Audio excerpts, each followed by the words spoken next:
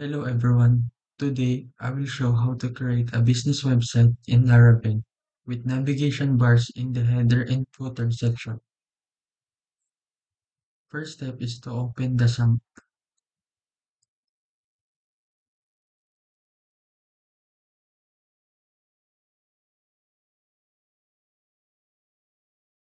Itong dalawa lang po yung pipindutin po natin.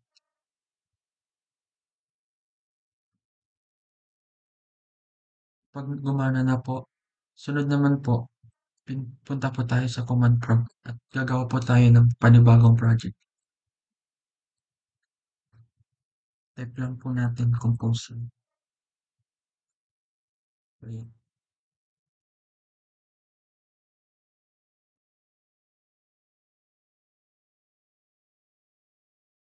Tsaka po yung pangalan ng ating website.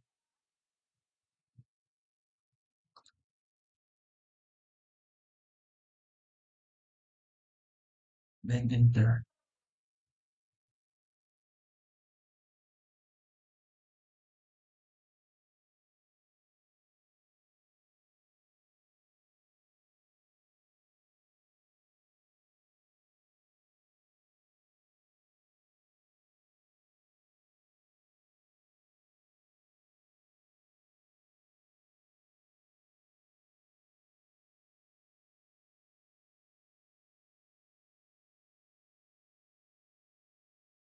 Nakita po natin dito yung magawa na po tayo ng ating project. Sunod naman po is ita-type po natin ng CD. Tapos ang pangalan din lang po natin ng ginawa nating website.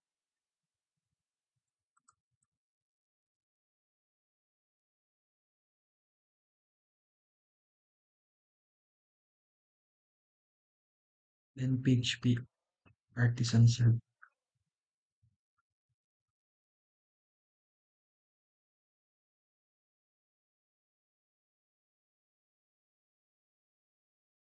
Kikita po natin na to nagdadan na po yung ginawa nating project. Dito po sa server.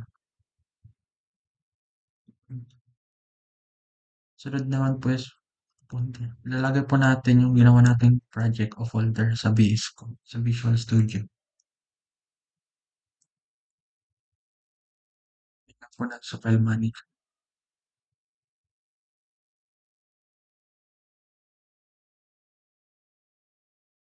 Users.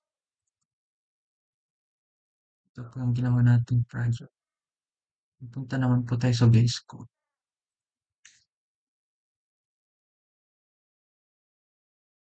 Then file, open folder. Hanapin po natin ginawa natin. Ito po, select folder. Kita po natin, ito po lahat ng mga laman ng ginawa nating project.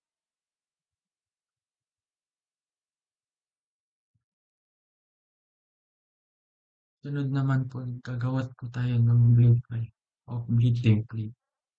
Gagawan, gagawan po natin ng mga file ito. Yung gagamit po natin sa ating website. Balik po tayo sa base. Pindutin lang po natin yung resources. Makikita po natin dito yung views. Gagawa po tayo ng bagong folder para po sa ating header at footer.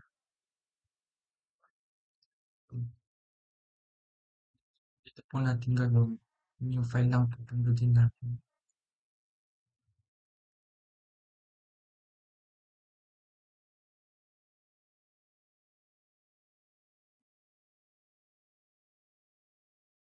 Tapos gagawin na po natin mga ibang pages. Gagawa po natin yung file.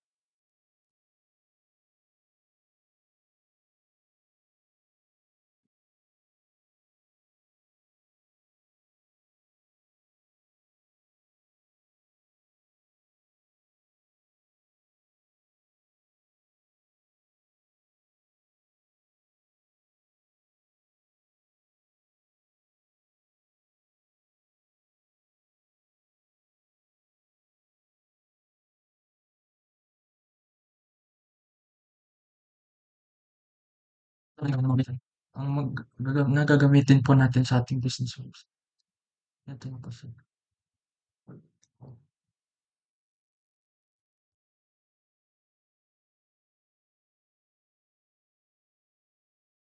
Sunod naman po natin gagawin ay gagawa po tayo ng mga views sa ating website. Una po pindutin po natin yung resources, then sa views. Makikita po natin yung welcome link.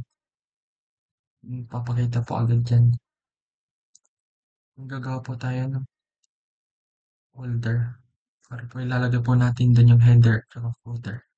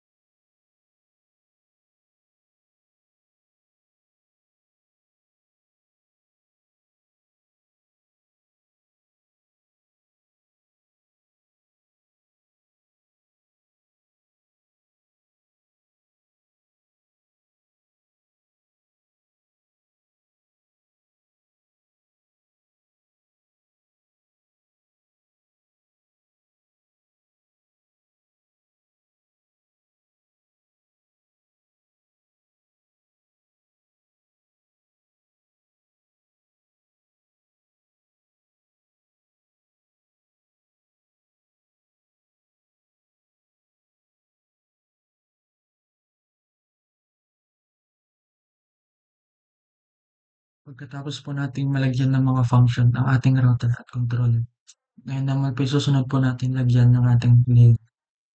Ito po yung magsisilbing pinaka-main page o unang magpapakita sa ating website.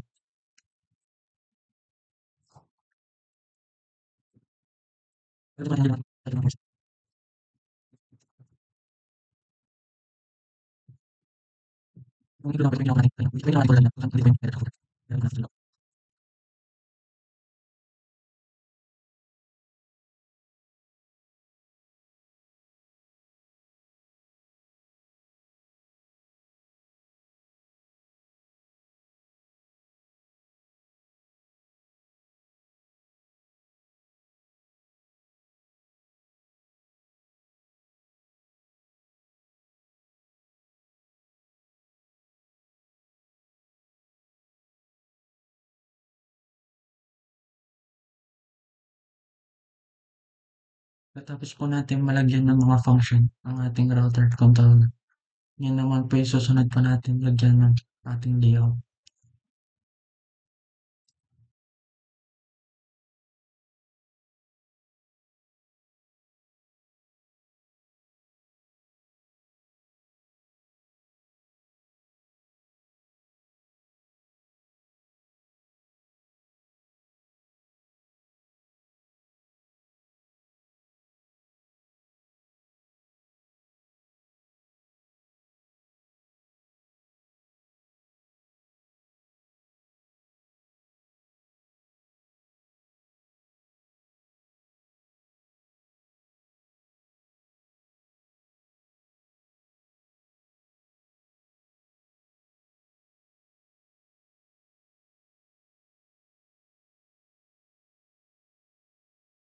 Dapat rin pala natin lagyan ng bootstrap ang ating layout. Pwede tayong kumuha dito sa site ng bootstrap. I-copy po natin yung dalawang link na ito.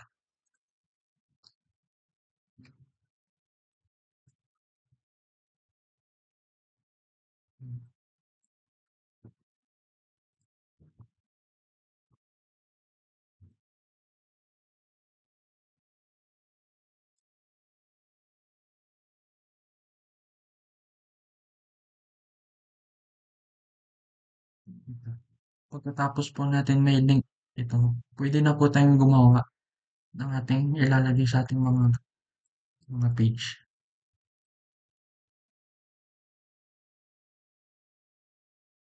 Ngayon naman po, lalagyan na po sa lahat ng mga laman ng mga page na.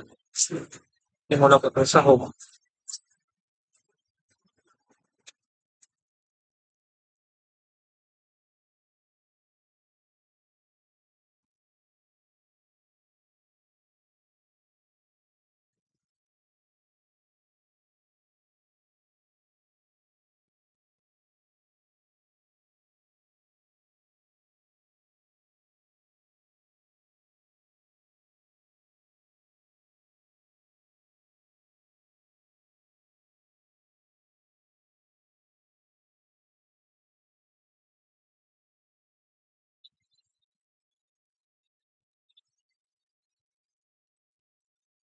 Type lang po natin.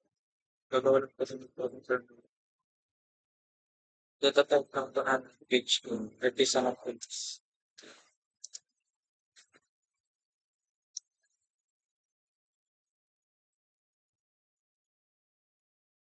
Ito. It means pwede na po ito sa ito.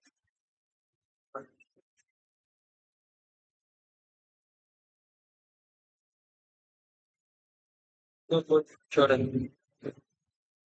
Kasi sa about services sa kanta.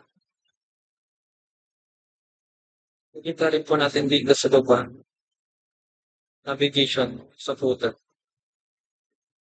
Dito dapat po sa header.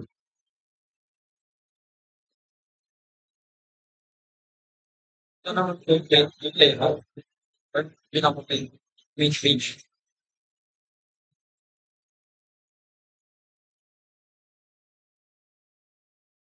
Ayun lang po.